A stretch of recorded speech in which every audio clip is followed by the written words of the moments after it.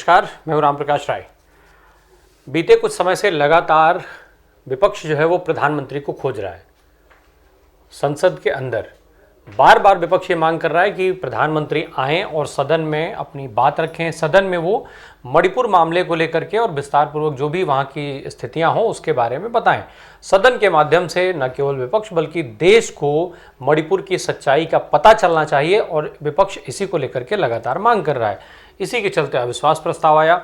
ये सारी चीज़ें होते हुए भी ये मामला जो है सुप्रीम कोर्ट में भी गया था। सुप्रीम कोर्ट में मामले की सुनवाई हुई और सुनवाई में जितनी सख्त टिप्पणी हुई वो काबिले गौर है। सुप्रीम कोर्ट ने जिस तरीके से केंद्र की सरकार, प्रधानमंत्री नरेंद्र मोदी से लेकर के अमित शाह, कानून व्यवस्था के चलते जैसे इन नेताओं को, सरकार में बैठे इन लोगों को सुप्रीम कोर्ट ने आईना दिखाया। इस आईने दिखाने के बाद बड़ा सवाल ये उठता है कि क्या अब इन लोगों को इस्तीफा दे देना चाहिए? क्या सत्ता में बैठे हुए ये लोग सरकार संभालने के काबिल नहीं है? सरकार देश इनसे संभल नहीं रही है, सरकार इनसे चल नहीं रही है। ये सारे सवाल लोगों के जेहन में आने लग जाते हैं। दरअसल सुप्रीम कोर्ट ने इस मामले की सुनवाई के बाद जो टिप्पणी की थी, उस टिप्पणी में सुप्रीम कोर्ट ने साफ कहा था कि पूरी तरीके से यहाँ पर कोई कानून व्यवस्था नहीं है।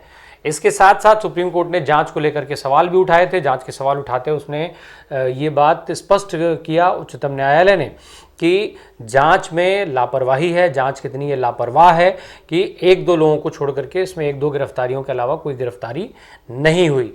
साथ ही साथ जो बयान दर्ज हुए थे उसको लेकर के भी उच्चतम न्यायालय ने सवाल उठाया है। इस पर सुप्रीम कोर्ट ने सवाल उठाया है कि आखिर बयान दर्ज जो हो इतने लंबे समय के बाद क्यों हुआ, इतना समय क्यों लगा ये बयान दर्ज होने में। इसका मतलब भी सुप्रीम कोर्ट ने जो टिप्पणी की है कि इसका मतलब वहाँ बयान दर्ज करने लायक भी माहौल नहीं बचा था। ये स्थिति है मणिपुर की जो सुप्रीम कोर्ट ने टिप्पणी की है सरकार के अगेंस्ट। ये सारी चीज़ें जाती हुई दिख रही हैं। साथ ही साथ सुप्रीम कोर्ट ने अपनी टिप्पणी में ये बात भी कही है कि मई की शुरुआत से लेकर के और जुलाई अंत तक, जब तक ये सारे मामले हुए तब तक वहाँ पर कानून नहीं था। अब अंदाज़ा लगाइए कि सुप्रीम कोर्ट की ये टिप्पणी कितनी महत्वपूर्ण हो जाती है जब कानून व्यवस्था को लेकर के इतने सारे सवाल उठने लग जाते हों और सुप्रीम कोर्ट जब इस तरीके की सख्त टिप्पणी कर देता है। साथ ही साथ राज्य की पूरी व्यवस्था जो है मशीनरी, उस पर सवाल उठाते हुए सुप्रीम कोर्ट ने टिप्पणी की है कि पूरे राज्य की संवैधानिक मशीनरी जो है वो ध्वस्त हो गई। पुलिस की स्थिति ऐसी थी कि वो एफआईआर नहीं कर सकती है, गिरफ्तारी नहीं कर सकती थी। तो ये टिप्पणियां सुप्रीम कोर्ट की हैं। इसके साथ साथ बड़ा सवाल भी उठाया है उसमें सुप्रीम कोर्ट ने साफ साफ ये बात कही है कि अगर कानून व्यवस्था लोगों की सुरक्षा नहीं कर सकती तो फिर बचा क्या है। कानून व्यवस्था को लेकर के जिस तरीके से लगातार सवाल उठाए जा रहे थे और इससे उलट प्रधानमंत्री नरेंद्र मोदी जब इस पर बात करते हैं मणिपुर पर सुप्रीम कोर्ट की नाराजगी के बाद, तो वो कानून व्यवस्था के तौर पर मणिपुर को पीछे रखते हुए राजस्थान और छत्तीसगढ़, पश्चिम बंगाल जैसे राज्यों का जिक्र कर देते हैं। यूँ तो घटनाएं कहीं भी हों सामान्य नहीं होती हैं। घटनाएं किसी भी हाल में किसी भी तरीके की घटना का कोई समर्थन नहीं किया जा सकता, पर मणिपुर और राजस्थान, पश्चिम बंगाल जैसी घटनाओं की तुलना किसी भी परिस्थिति में नहीं की जा सकती, क्योंकि राजस्थान में हालात जो हैं वो अलग हैं, मणिपुर में हालात जो हैं वो बिल्कुल अलग हैं। इसके साथ साथ जिन महिलाओं के साथ बर्बरता हुई, जिन महिलाओं के साथ अमानवीय व्यवहार हुआ वहाँ पर मणिपुर में, जिसकी वीडियो वायरल हुई और जिसके बाद सुप्रीम कोर्ट ने बेहद सख्त लहजे में सरकार को जो है फटकार लगाते हुए कार्रवाई करने की बात कही थी, अन्यथा सुप्रीम कोर्ट ने खुद कार्रवाई करने की बात उस समय बोली थी। तो सुप्रीम कोर्ट ने अपनी टिप्पणी में साफ कहा है कि महिलाओं के बयान से ये स्पष्ट हो जाता है कि पुलिस के द्वारा उन लोगों को भीड़ को सौंपा गया था। यानी जो भीड़ थी वो महिलाओं को उसने नहीं घेरा था, बल्कि पुलिस के द्वारा ही उस भीड़ को सौंप दी गई थी वो महिलाएं, जिसके बाद वो सारी घटना हुई। तो उसमें ये सवाल भी पूछा गया है कि क्या पुलिस वालों से पूछताछ हुई है, पुलिस वालों की गिरफ्तारियां हुई हैं, पुलिस वालों पर कोई कार्रवाई हुई है। ये सवाल भी पूछा गया है कानून व्यवस्था को लेकर। सबसे महत्वपूर्ण बात ये भी है इसमें कि सुप्रीम कोर्ट ने राज्य की डीजीपी को लेकर के भी बड़ा सवाल किया है। सुप्रीम कोर्ट ने टिप्पणी करते हुए बात कही है कि डीजीपी कहाँ थे, क्या कर रहे थे। या तो उस पूरे दौरान डीजीपी थे नहीं, या उनका अधिकार नहीं चल रहा था, या फिर वो काम ही नहीं कर रहे थे। तो कुल मिलाकर ये जो बेहद सख्त टिप्पणियां सुप्रीम कोर्ट के द्वारा इस मामले को लेकर के की गई, इसके बाद निश्चित तौर पर ये सवाल और ज़्यादा महत्वपूर्ण और बड़ा हो जाता है कि क्या प्रधानमंत्री अब इस्तीफा देंगे, क्या गृह मंत्री अब इस्तीफा देंगे, क्योंकि आखिर कानून व्यवस्था का जो जिम्मा था वो गृह मंत्री का था, प्रधानमंत्री का था।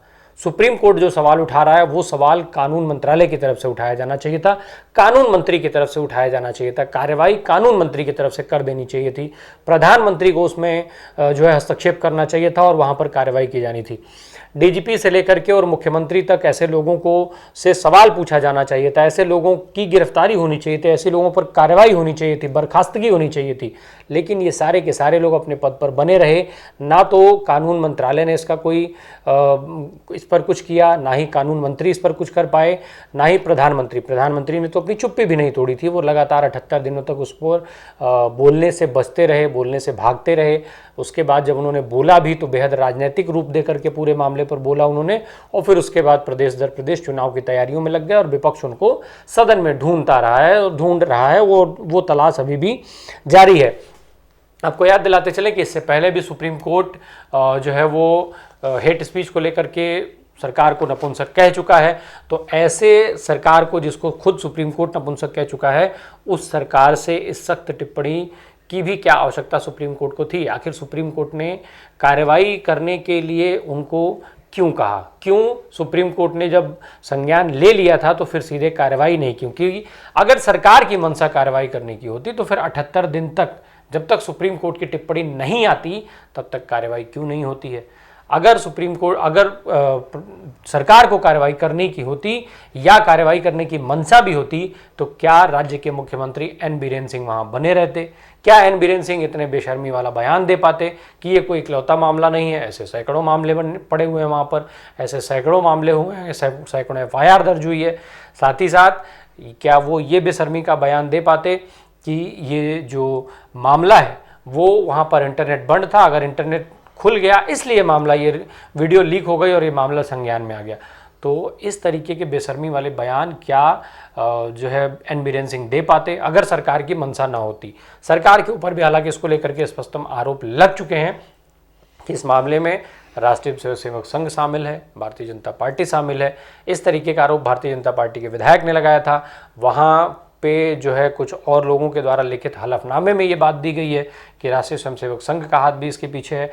तमाम विश्लेषक बार बार इसको लेकर के सवाल उठा रहे हैं और सबसे बड़ा जो सवाल है वो सवाल अपने आप में खुद है प्रधानमंत्री और उनकी चुप्पी, जिनके चलते ये माना गया कि ये मामला और बढ़ता गया और मामला अभी भी फिलहाल ख़त्म नहीं हुआ है, मामला अभी भी जारी है। अब देखना ये होगा कि सुप्रीम कोर्ट की सख्त टिप्पणी के बाद इस पर सरकार क्या चेतती है, क्या सरकार में बैठे लोगों की नैतिकता जागती है कि राजस्थान और पश्चिम बंगाल, छत्तीसगढ़ जैसे राज्यों में घटनाओं के चलते जो मुख्यमंत्रियों का इस्तीफा मांग रहे थे जिस पार्टी के नेता, क्या अब सुप्रीम कोर्ट की सख्त टिप्पणी के बाद वो अपने नेता से इस्तीफा मांग पाएंगे? क्या उनके खिलाफ आवाज़ उठा पाएंगे? क्योंकि राजस्थान और मणिपुर की, जैसा मैंने पहले भी कहा कि ये घटनाएं बिल्कुल अलग अलग हैं, इन दोनों घटनाओं की तुलना नहीं की जा सकती।